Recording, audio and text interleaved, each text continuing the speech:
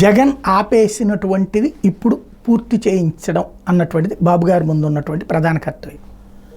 Last 2018 టైంలోనే ఆగిపోయింది మనకి.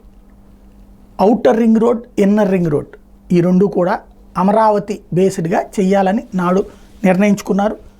మేమే ఫండింగ్ చేస్తామని ఆనాడు నితిన్ గడ్కరీ ముందుకొచ్చారు. అయితే భూసేకరణ అన్నటువంటిది మాత్రం రాష్ట్ర ప్రభుత్వాన్ని చేసి పెట్టమన్నారు. కానీ అప్పుడు చివరిలో వివాదం రావడంతో ఆ నిధులని మాకిచ్చేయండి, మేం కట్టుకుంటాం, మీకేం చేతచ్చు, కన్స్ట్రక్షన్లో మాకున్నటువంటి అనుభవం ఉంది, మీరెంత అన్నటువంటి పాయింట్ అప్పుడు చెప్పుకురావడం ఆగిపోయింది.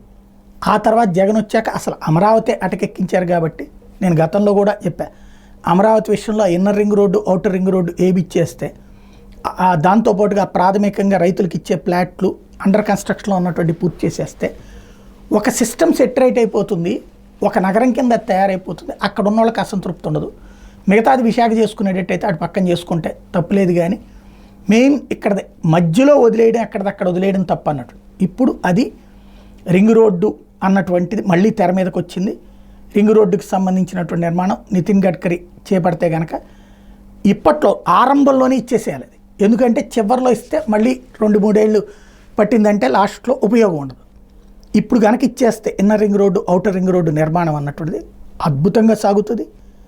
చక్కగా ఒక్కసారి inner ring road, outer ring road attachment కనుక అమరావతికి వచ్చేసిందంటే దానికి ఇక తిరిగి ఉండదు. ఆ దిశగా అడుగులు వేయాల్సిన అవసరం ఉంది.